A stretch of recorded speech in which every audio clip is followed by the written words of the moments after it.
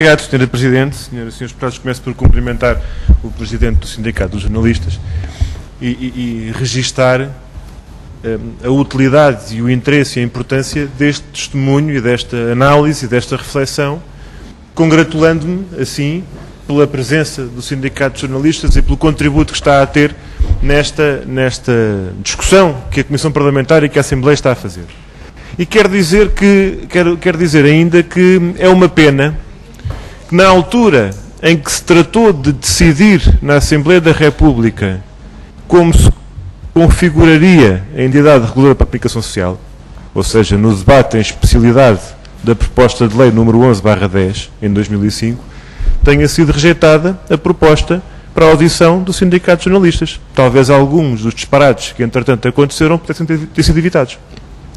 Porque na altura em que nós propusemos que o Sindicato de Jornalistas e a Confederação dos Meios de Comunicação Social fossem ouvidos para que a Comissão tomasse melhores decisões, ou menos más, na especialidade, naquela que havia de ser a lei que extinguiu a alta autoridade e criou a ERC nestes termos e com estas situações, essa proposta foi rejeitada, infelizmente, e mais vale tarde do que nunca. Há aqui contributos, críticas e alertas que devem ser tidos em conta e que não devem ser esquecidos.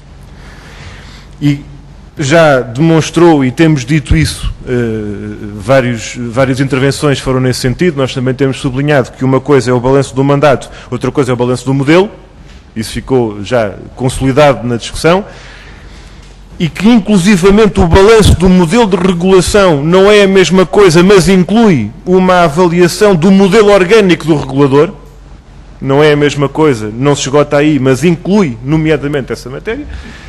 Ao princípio da tarde dissemos ao Sr. Presidente da ERC que nós temos a nossa opinião e está fundamentadamente demonstrada ao longo dos anos sobre essa matéria. Nesta fase importa acima de tudo ouvir a reflexão e a opinião das entidades e das pessoas que vêm à Comissão Parlamentar dar o seu testemunho, mas sublinha-se nesta altura, de facto, e a expressão que usou há pouco de pecado original tem a ver fundamentalmente, ao que nós entendemos, com o processo de constituição dos órgãos da entidade reguladora.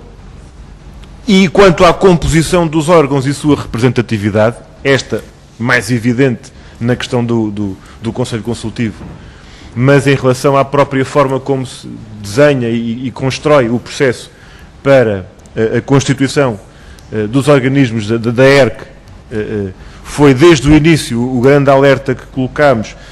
São as principais questões que já em 14 de setembro de 2005 o PCP suscitava no plenário, mas eu gostava, quando há pouco perguntei ao Sr. Presidente da ERC quais eram neste momento as principais questões que colocaria em termos de melhoramento, aperfeiçoamento do modelo atual, dizia ao Sr. Presidente da ERC fundamentalmente duas questões. Uma tinha a ver com a divisão do mandato do Conselho Regulador, isto é, de uma forma mais simples, que metade do Conselho Regulador entrasse em funções a meio do mandato da outra metade do Conselho Regulador, alternando assim, como acontece, por exemplo, salvo erro, no Senado norte-americano e noutros organismos em que não há um início de funções para toda a equipa, metade da equipa começa agora, a outra equipa há de começar a outra metade há de começar daqui a 2 anos. Esta era a sugestão que deixava o Sr. Presidente da ERC, gostava de o ouvir sobre isso. E a outra questão tinha a ver com uma preocupação sobre as sondagens e a forma como as sondagens são enquadradas e acompanhadas. Esta é uma questão muito, muito poderosa no contexto político e mediático, especialmente não só pela forma como elas são feitas, mas depois como são interpretadas informativamente. Isto é uma questão grossa do nosso tempo. E gostava de lhe colocar 2 pontos, além destes, muito breves, para ouvir a sua opinião e a opinião do Sindicato de Jornalistas.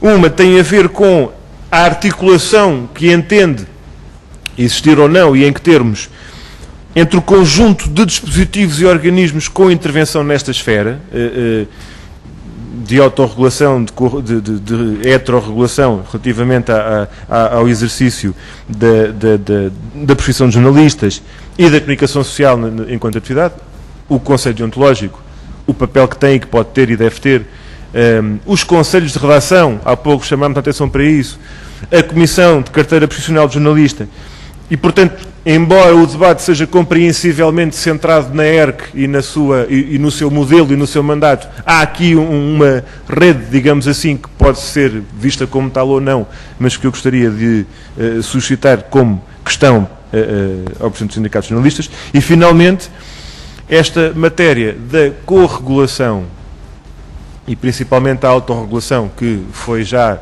suscitada como uma tendência crescente, previsivelmente crescente nos tempos futuros, mas num contexto em que o poder e a concentração dos grupos económicos e da propriedade dos grupos económicos neste setor vai sendo também visivelmente crescente.